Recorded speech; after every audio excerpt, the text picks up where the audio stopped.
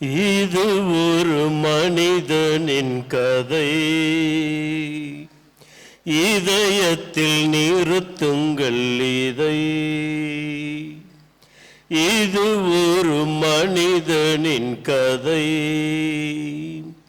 இதயத்தில் நிறுத்துங்கள் இதை. இங்க பாடுங்க. இது ஒரு மனிதனின் கதை, இதயத்தில் நிறுத்துங்கள் இதை. இது ஒரு மனிதனின் கதை. எத்தனையோ கதைகளை எல்லாம் நாம் பார்க்கின்றோம். ஆனால் நமது இதயத்தில் நிறுத்த வேண்டிய ஒரு மனிதனின் கதைதான் இன்றைய நாளில் நாம் வாசிக்க கேட்டோம். இது ஒரு மனிதனின் கதை, இதயத்தில் நிறுத்துங்கள் இதை.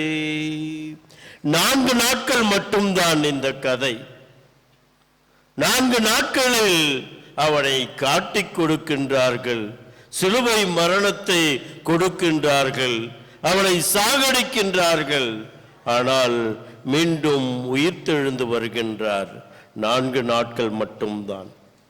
இந்த மனிதனது கதையை நமது இதயத்தில் நிறுத்த வேண்டும் என்பதற்காகத்தான் ஒவ்வொரு திரைப்படங்கள் வருவதற்கு முன்பாக ஒரு முன்னோட்டம் கொடுப்பார்கள்.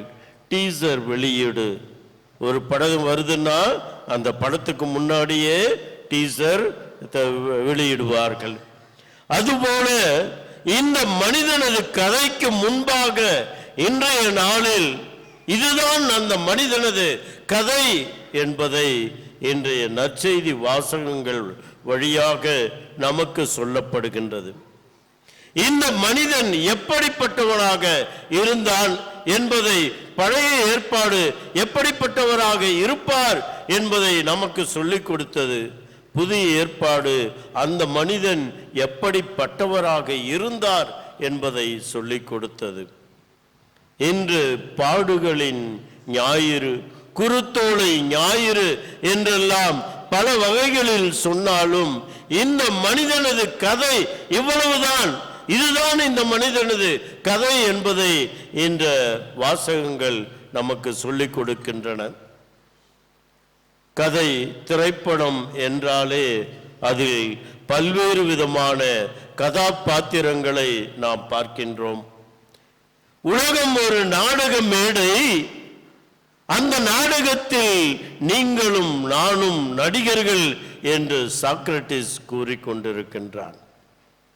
இந்த உலகம் ஒரு நாடக மேடை, அந்த நாடகத்தில் நீங்களும் நானும் நடிகர்களாக இருக்கின்றோம்.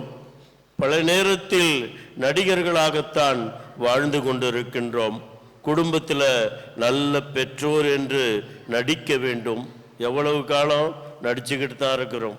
ஆனால் உள்ளுக்குள்ள நல்ல பெற்றோரா இருக்கிறோமா தெரியல. பிள்ளைகள் நல்ல பிள்ளைகள் என்று நடித்து கொண்டிருக்கின்றார்கள்.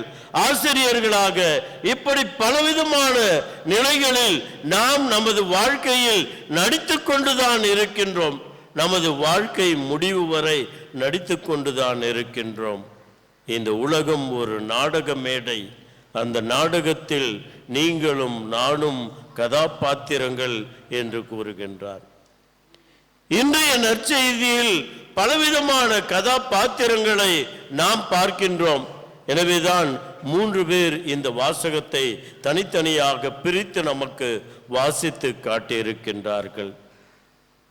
பரிசேயர்கள், சதுசேயர்கள், இவர்களுக்கு சட்டதிட்டங்கள் தான் முக்கியம். இதை இப்படித்தான் செய்ய வேண்டும், இதை இன்னார்தான் செய்ய வேண்டும் என்கின்ற அந்த கோட்பாடுகள், சட்டதிட்டங்கள் அவ்வளவுதான் அவர்களுக்கு முக்கியம். எனவே பரிசேயர்கள் யாரும் இந்த சட்டத்தை மீறிவிடக் கூடாது என்பதில் கருத்தாய் இருந்தவர்கள். இயேசு சட்டத்தை மீறிவிட்டார் என்று அவர் மீது பழி சுமத்தியவர்கள் இந்த பரிசேயர்கள். இன்றைக்கு நமது மத்தியிலும் நாமும் பல நிலைகளில் பரிசேயர்களாக நடித்துக் கொண்டிருக்கின்றோம். சட்ட திட்டங்களுக்கும் சம்பிரதாயங்களுக்கும் மட்டும்தான் முக்கியத்துவம் கொடுக்கின்றவர்களாக, மனிதர்களை மனிதாபிமானத்தோடு பார்க்கின்றவர்களாக இல்லாமல் நாம் மாறிவிடுகின்றோம். பரிசேயர்களும் சதுசேயர்களும் என்கின்ற நடிகர்களை அங்கே பார்க்கின்றோம். கயபா என்று சொல்லக்கூடிய இந்த ஒரு மூப்பரை அங்கே பார்க்கின்றோம். எப்படியாவது பிறர் மீது பழியை போட்டுவிட வேண்டும், நாம் தப்பித்துக் கொள்ள வேண்டும் என்கின்ற ஒரு நிலை. இன்றைக்கு தவறு செய்தாலும் நமது தவறை பிறர் மீது நாம் ஏற்றக்கூடியவர்களாக, இந்த கயபாக்களாக நமது வாழ்க்கையில் நாமும் வாழ்ந்து கொண்டிருக்கின்றோம். பிலாத்து அவன் நல்லவனைப் போல அங்கே நடிக்கின்றான். ஆனால் பதவி, என்னுடைய பதவியை விட்டு கொடுக்க மாட்டேன், எனது பதவிக்காக நான் என்ன வேண்டுமென்றாலும் நான் செய்வேன், எனவே நான் எனது கையை கழுவிவிட்டு எனது பதவியை மட்டும் நான் காப்பாற்றிக் கொள்ள வேண்டும். இத்தகைய நிலையில் நாமும் வாழ்ந்து கொண்டிருக்கின்றோம். பிலாத்துக்களாக கையை கழுவி விடுகின்றவர்களாக அங்கே நாம் பார்க்கின்றோம். யூதாசு பணத்திற்காக, அற்ப செல்வத்திற்காக நாம் பிறரை காட்டி கொடுக்கின்றவர்களாக, யூதாசுக்களாக நாம் இருக்கின்றோம். எனக்கு கிடைக்க வேண்டியது மட்டும் எனக்கு கிடைத்தால் போதும் என்று நினைக்கக்கூடிய ஒரு மனநிலை. அதனால் நான் யாரையும் யார் பாதித்தாலும் எனக்கு ஒன்றும் பிரச்சனை இல்லை, நான் எனக்கு வேண்டியது மட்டும் கிடைக்க வேண்டும் என்று சுயநலத்தோடு இருக்கக்கூடிய யூதாசுக்கள். அதே நேரத்தில் அந்த யூதாசு தனது தவறை நினைத்து அவனே அதற்கான தண்டனையை தேடிக்கொள்ளுகின்றான். நமது வாழ்க்கையிலும் பலர் இத்தகைய ஒரு சூழ்நிலையில் நான் தவறு செய்து விட்டேன், எனவே நான் உயிர் வாழ தகுதியற்றவன் என்று நினைத்து உயிரை மாய்த்து கொள்ளக்கூடிய யூதாசுக்களாக நாமும் நமது குடும்பங்களில் வாழ்ந்து கொண்டிருக்கின்றோம். அங்கே பேதுருவை பார்க்கின்றோம். பேதுருவும் ஒரு மனிதர், காட்டிக் கொடுக்கக்கூடியவர். அவரும் இயேசுவை காட்டிக் கொடுக்கின்றார். நமக்கும் நேரம் காலம் வரும் பொழுது நாம் தப்பித்தால் போதும் என்கின்ற ஒரு மனநிலை அந்த பேதுருவை போல. நான் அந்த நேரத்தில் எனக்கு எந்த துன்பமும் வந்துவிடக்கூடாது, நான் தப்பித்து விட வேண்டும் என்று நினைத்தவர்தான் பேதுரு. எனவே இயேசுவை காட்டிக் கொடுக்கின்றார். ஆனால் பின்னாளில் தான் செய்த தவறுக்காக மனம் வருந்தி இயேசுவிடம் மன்னிப்பு கேட்கின்றார். அதுதான் நமக்கு சொல்லிக் கொடுக்கக்கூடிய ஒரு பாடமாக இருக்கின்றது. இந்த தவக்காலம் நாம் தவறு செய்தாலும் இந்த பேதுருவை போல மனம் வருந்த வேண்டும், மனம் வருந்தி மன்னிப்பு கேட்க வேண்டும் என்கின்ற ஒரு பாடத்தை தான் இந்த தவக்காலம் முழுவதும் நமக்கு சொல்லிக் கொடுத்து கொண்டே இருக்கின்றது. நமது வாழ்க்கையில் நாம் எத்தனை பேர் இந்த பேதுருவாக இருந்து கொண்டிருக்கின்றோம்? இன்னும் அந்த வாசகத்தில் நாம் பார்த்தோம், மக்கள் கூட்டம். எதற்கெடுத்தாலும் கூட்டமாக செல்லுவார்கள். ஒரு விபத்து நடந்து விட்டால் அங்கே கூட்டமாக எட்டி பார்ப்பார்கள். எங்காவது தெருச்சண்டை நடந்தால் கூட்டமாக எட்டி பார்ப்பார்கள். என்ன நடக்கிறது, ஏன் நடந்தது எதுவும் தெரியாது. ஆனால் வேடிக்கை மட்டும் பார்ப்பார்கள். எந்த உதவியும் செய்ய முன்வர மாட்டார்கள். துடித்துக் கொண்டிருந்தால் கூட யாரும் முன்வர மாட்டார்கள். ஆனால் மக்கள் கூட்டம் வேடிக்கை பார்க்கக்கூடிய ஒரு கூட்டம், எந்த முடிவும் எடுக்காத ஒரு கூட்டம். அந்த ஒரு மக்கள் கூட்டத்தை போல நாமும் இருந்து கொண்டு இருக்கின்றோமா? பலவிதமான நடிகர்கள் என்ற வாசகத்தில் நாம் வாசிக்க கேட்டோம். நான் யாராக இருக்கின்றேன்? இந்த மக்கள் கூட்டத்தில் ஒருவராக, வெறும் வேடிக்கையாளர்களாக மட்டும் நான் இருக்கின்றேனா? பார்வையாளராக மட்டும் இருக்கின்றேனா? பல நேரங்களில் திருப்பணிக்கு வருகின்றோம், வேடிக்கையை மட்டும் பார்த்துவிட்டு செல்லுகின்றோம். பங்கேற்பாளர்களாக நாம் மாறுவதில்லை. படை வீரர்கள் தங்களது கடமையை மட்டும் செய்கின்றார்கள். இது எனக்கு கொடுக்கப்பட்ட கடமை, எனவே நான் செய்கின்றேன். அவனை கொலை செய்ய சொன்னார்கள், எனவே நான் கொலை செய்கின்றேன். இது எனது வேலை என்ற தனது வேலையை மட்டும் செய்யக்கூடியவர்கள். இது பிறரை பாதிக்கும், பிறரை கொலை செய்வது கடவுளுக்கு எதிரானது. எதை பற்றியும் கவலைப்படாமல் எனது வேலை இதுதான், நான் இந்த வேலையை நான் செய்து கொண்டேதான் இருப்பேன் என்று கடமையினால் பிறரது மனதை துன்புறுத்தக்கூடியவர்களாக இந்த படை வீரர்களைப் போல நாமும் வாழ்ந்து கொண்டிருக்கின்றோம். இப்படி பலவிதமான நடிகர்களை நாம் இந்த வாசகத்தில் நாம் வாசிக்க கேட்கின்றோம். இயேசு என்று சொல்லக்கூடிய அங்கே மிகவும் முக்கியமான நபராக இருக்கக்கூடியவர்தான் இயேசு. இந்த திரைப்படத்தின் நாயகனாக அவர் இருக்கின்றார். இந்த மனிதனின் கதை இப்படித்தான் இருக்கும் என்பதை இன்று நமக்கு சொல்லிக் கொடுக்கக்கூடியதாக இருக்கின்றது. இதைத்தான் பழைய ஏற்பாட்டில் எல்லா இறைவாக்கினர்களும் இப்படி ஒரு மனிதன் வருவார் என்பதை அங்கே சொல்லுகின்றார்கள். எரேமியா இறைவாக்கினர் இந்த இயேசுவை பற்றியெல்லாம் அவர் போதிக்கின்றார். ஆனால் அவர் மீது பழி சுமத்தப்படுகின்றது. எரேமியா 30வது அதிகாரம் நாம் வாசிக்க கேட்கின்றோம். எங்கும் ஒரே திகில், எல்லா இடங்களிலும் பயமாக இருக்கின்றது, வாருங்கள் அவன் மீது பழி சுமத்துவோம். நண்பர்கள் கூட அவர் மீது சேர்ந்து கொண்டார்கள், அவனை கொலை செய்வோம் என்றெல்லாம் அந்த எரேமியா மீது பாய்கின்றார்கள். அதை எரேமியா சொல்லுகின்றார். ஏசாயா துன்புறும் ஊழியன், அவரது அந்த பாடல்தான் நமக்கு முதல் வாசகமாக நமக்கு கொடுக்கப்படுகின்றது. மனித முகமே அவருக்கு இல்லை. இந்த மனிதன் பிறருக்காக துன்புறுத்தப்பட்டான், மக்களால் அடித்து வதைக்கப்பட்டான், எனது தாடியை பித்தார்கள், காரி துப்பினார்கள் என்றெல்லாம் ஏசாயா தனது துன்புறும் ஊழியன் இயேசுவை பற்றி முன்கூட்டியே இப்படித்தான் அந்த மனிதனது கதை இருக்கும் என்று ஏசாயா கூறுகின்றார். எலியாவும் இப்படித்தான் தனது வாழ்க்கையில் ஏற்பட்ட துன்பத்தை விவரிக்கின்றார். பல்வேறு விதமான இந்த இறைவாக்கினர்கள் இந்த இயேசுவை பற்றி முன் அறிவித்ததால் அவர்களை கல்லால் எறிந்தார்கள், பல்வேறு விதமான வழிகளில் அவர்களை கொலை செய்தார்கள், பழி போட்டார்கள். ஏன் இப்படிப்பட்டவர்களுக்கு இந்த நிலை? நல்லதுதானே செய்ய வந்தார்கள். இயேசு எங்கு சென்றாலும் நல்லதைத்தானே செய்து கொண்டிருந்தார். இறைவாக்கினர்கள் நன்மையைத்தானே அவர்கள் அறிவித்தார்கள். மற்ற மக்களுக்கு நல்ல பாடத்தை தானே அவர்கள் அறிவித்துக் கொண்டார்கள், தீமையை சுட்டி காட்டினார்கள். ஆனால் ஏன் இவர்களுக்கு இத்தகைய துன்பம் வந்தது? இயேசுவுக்கும் ஏன் இத்தகைய துன்பம் வந்தது? நமது வாழ்க்கையிலும் பல நேரங்களில் நல்லவர்களாக இருக்கின்றவர்களுக்குத்தான் துன்பத்திற்கு மேல் துன்பம் வந்து கொண்டே இருக்கும். என்ன காரணம்? இயேசுவை ஏன் இவ்வாறு துன்புறுத்தினார்கள்? இந்த இறைவாக்கினர்களை எல்லாம் ஏன் அவர்கள் துன்புறுத்தினார்கள்?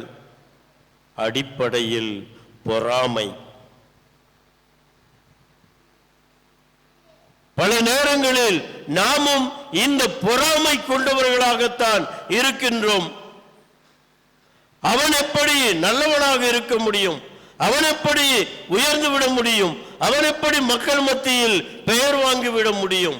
எனவே அவன் மீது பொறாமை. யாரும் வளர்ந்துடக்கூடாது, கொஞ்சம் நல்லவங்களா இருந்துடக்கூடாது, அவங்க மீது அதிகமான பொறாமை. ஆக இந்த குற்றங்களுக்கெல்லாம் காரணம் பொறாமை. பல நேரங்களில் நாமும் அந்த பொறாமை கொள்ளக்கூடியவர்களாகத்தான் இருக்கின்றோம் நமது வாழ்க்கையில். அடுத்ததாக அறியாமை. இவர் எங்கிருந்து வந்திருக்கின்றார், ஏன் வந்தார், என்ன செய்கின்றார், எதுவுமே தெரியாது. ஆனால் அறியாமையால் பிறர் மீது பழி போட நாம் காத்து கொண்டிருக்கின்றோம். இதைத்தான் இந்த பரிசேயர்கள், சதுசேயர்கள், பிலாத்து, கயபா என்று மூப்பர்கள் எல்லோருமே அறியாமையால் இந்த இயேசு எங்கிருந்து வந்தவர், ஏன் இவர் கடவுளின் மகன் என்று சொன்னார் என்பதை எதை பற்றியும் அறியாதவர்களாக அவர்கள் இருந்தார்கள். பல நேரத்தில் நாமும் பிறர் மீது பழியை போடும் பொழுது, பிறர் மீது குற்றத்தை சுமத்தும் பொழுது அறியாமை நாம் செய்கின்றோம். ஆக இந்த குற்றம் அறியாமையால் நடந்திருக்கின்றது. அடுத்ததாக ஆணவம். அவன் என்ன செய்து விடுவான்? நான் செய்வதைத்தான் நான் செய்வேன் என்கின்ற ஒரு ஆணவம். பல நேரத்தில் நாமும் இந்த ஆணவத்தில் தான் இருக்கின்றோம். பல நேரங்களில் குடும்பத்தில் வரக்கூடிய சிறு சிறு சண்டைகளும் ஆணவம். நான் என்கின்ற நிலை, நான் சொல்வதைத்தான் எனது மனைவி கேட்க வேண்டும், நான் சொல்வதைத்தான் எனது கணவன் கேட்க வேண்டும், நான் சொல்வதுதான் இந்த ஊரிலே நடக்க வேண்டும் என்று அங்கே சொல்லக்கூடிய அந்த ஒரு சுயநலம், ஒரு ஆணவம், அதுதான் இங்கேயும் நடக்கின்றது. இந்த இயேசு மீது நான் பழி போடுகின்றேன், அவனை சாகடிக்க வேண்டும் என்கின்ற ஆணவத்தில் இருந்தவர்கள் எடுத்த முடிவுதான் இந்த இயேசுவுடைய மரணம். அடுத்ததாக ஏற்றுக்கொள்ளாமை. பிறரை ஏற்றுக்கொள்ள மனம் இல்லாத ஒரு நேரத்தில் தான் நாம் பிறர் மீது பழியை போடுகின்றோம். இயேசு நல்லவர், இயேசு கடவுளது மகன், எங்கு சென்றாலும் நன்மை செய்கின்றார், இந்த மக்களை எல்லாம் வாழ வைக்கின்றார், எனவே அவரை நான் ஏற்றுக்கொள்ள வேண்டும் என்கின்ற மனநிலை இல்லாமல் அவரை ஏற்றுக்கொள்ளாமல் இருந்ததால் இத்தகைய பழி பாவங்கள் அங்கே வருகின்றன. எனவே இந்த பழி பாவங்கள், இதற்கெல்லாம் காரணம் பொறாமை, அறியாமை, ஆணவம், ஏற்றுக்கொள்ளாமை என்று சொல்லக்கூடிய இந்த நிலையில்தான் இத்தகைய துன்பங்களுக்கெல்லாம் காரணமாக இருக்கின்றது. எனவே நாம் எப்படிப்பட்டவர்களாக இருக்க வேண்டும், அதைத்தான் இன்றைய 2வது வாசகம் பிலிப்பியருக்கு எழுதிய திருமுகத்தில் நாம் வாசிக்க கேட்டோம். கடவுள் தன்மையில் விளங்கிய அவர் அடிமையின் தன்மை பூண்டு மனிதருக்கு ஒப்பானார். எங்கே எளிமை இருக்கின்றதோ, எங்கே ஏழ்மை இருக்கின்றதோ, எங்கே வறுமை இருக்கின்றதோ, எங்கே தாட்சி இருக்கின்றதோ அங்கே கடவுள் குடியிருக்கின்றார். கடவுள் தன்மையில் விளங்கிய அவர் அடிமையின் தன்மையை பூண்டார், ஒரு ஏழ்மையின் தன்மையை அவர் பூண்டார். எனவேதான் கடவுள் இயேசுவோடு இருந்தார். கடவுள் இயேசுவோடு இருந்ததால் சென்ற இடங்களில் எல்லாம் அவர் பலவிதமான புதுமைகளை செய்தார், பலரை குணமாக்கினார். கடவுளும் இயேசுவோடு தங்கியிருந்தார். இன்றைக்கு நம்ம கூட கடவுள் இருக்கின்றாரா? நாம் நம்மையே கேள்வி கேட்க வேண்டும். கடவுள் இல்லை என்றால் நாம் எப்படிப்பட்டவர்களாக இந்த ஏழ்மையை, இந்த வறுமையை, இந்த தாட்சியை, இந்த கீழ்ப்படிதலை நமது குணமாக நாம் மாற்றிக்கொள்ளும் பொழுது நம்மோடும் கடவுள் நம்மோடு பயணிப்பார். எனவே நாம் இந்த பாடுகளின் ஞாயிறை நாம் எத்தகைய கதாபாத்திரமாக நாம் இருக்கின்றோம், எத்தகைய குணங்களை கொண்டவராக இருக்கின்றோம், எப்படிப்பட்டவராக நாம் வாழ வேண்டும் என்பதையெல்லாம் சிந்திக்க வேண்டும். ஒரு கொலைகாரன், காவலர்கள் அவனை விரட்டி செல்லுகின்றார்கள். அவன் ஓடுகின்றான், ஓடி இரத்த கரையோடு வீட்டிற்குள் நுழைகின்றான். நுழைந்த பொழுது அங்கே அவனது தந்தை இருக்கின்றார். என்னடா இது, மேலெல்லாம் ரத்தமா இருக்கு, கையில வேற கத்தி இருக்குது, அப்பா என்னை எப்படியாவது காப்பாத்துங்கப்பா, காவலர்கள் என்னை துரத்தி கொண்டு வருகின்றார்கள், என்னை எப்படியாவது காப்பாற்றுங்கள் என்று சொல்லும் பொழுது அந்த கத்தியை குடுறா அப்படின்னு சொல்லி அதை தனது கையில் வாங்கி கொள்ளுகின்றார். காவலர்கள் வருகின்றார்கள். யார் அந்த கொலையை செய்தது என்று கேட்கும் பொழுது தந்தை சொல்லுகின்றார், நான் தான் அந்த கொலையை செய்தேன் என்று சொல்ல அந்த தந்தையை அவர்கள் அழைத்து சென்று அவனுக்கு தண்டனை கொடுத்து அவனுக்கு மரண தண்டனை கொடுக்கின்றார்கள். இன்றைக்கு நாம் செய்யக்கூடிய பாவங்களை எல்லாம் ஏற்றுக்கொள்ளக்கூடிய ஒரு தந்தையாக இந்த இறைமகன் இயேசு கிறிஸ்து இருக்கின்றார். எனவே உங்கள் பாவங்களை எல்லாம் என்னிடம் கொடுங்கள், சுமை சுமந்து சோர்ந்திருப்பவர்களே என்னிடம் வாருங்கள், எல்லோரும் என்னிடம் வாருங்கள், நான் உங்களுக்கு இளைப்பாறுதல் தருகின்றேன். உங்களுக்காக உங்கள் பாவங்களுக்காக நான் சிலுவையை ஏற்றுக்கொள்ளுகின்றேன், நான் எனது உயிரை கொடுக்கின்றேன் என்று சொல்லக்கூடியவராக இந்த இறைமகன் இயேசு இருக்கின்றார். எனவே இந்த தவக்காலத்தின் இறுதியில் பாடுகளின் வாரத்தில் நாம் இருக்கின்றோம். நமது குற்றங்கள் குறைகள் அனைத்தையும் இந்த இறைமகனிடம் ஒப்பு கொடுப்போம். நமது பாவங்களுக்காக அவர் இந்த தண்டனையை ஏற்று நமக்கு உயிர்ப்பை கொடுப்பார். அவர் உயிர்த்தெழுந்தது போல நமக்கும் உயிர்ப்பை கொடுப்பார் என்கின்ற ஒரு நம்பிக்கையை கொடுக்கக்கூடிய ஒரு நாளாகத்தான் இன்றைய நாளை நாம் சிறப்பித்து கொண்டிருக்கின்றோம். எனவே இந்த பாடுகளின் நாளில் இறைமகன் இயேசு எதற்காக இந்த உலகிற்கு வந்தார்? நமக்காக, நம்மை பாவங்களிலிருந்து மீட்பதற்காக, நமக்கு உயிர்ப்பு கொடுப்பதற்காக, நம்மை விண்ணகம் சேர்ப்பதற்காக அவர் வந்திருக்கின்றார் என்கின்ற ஒரு நிகழ்வை நமக்கு இன்றைய வாசகங்கள் வழியாக உணர்த்துகின்றன. எனவே இந்த வாரம் முழுவதும் இந்த இயேசுவின் பாடுகளை சிந்தித்து நாமும் மனம் மாறி அந்த இயேசுவை போல வாழ்வோம். இறைவன் நம்மை ஆசிர்வதிக்கட்டும். ஆமென்.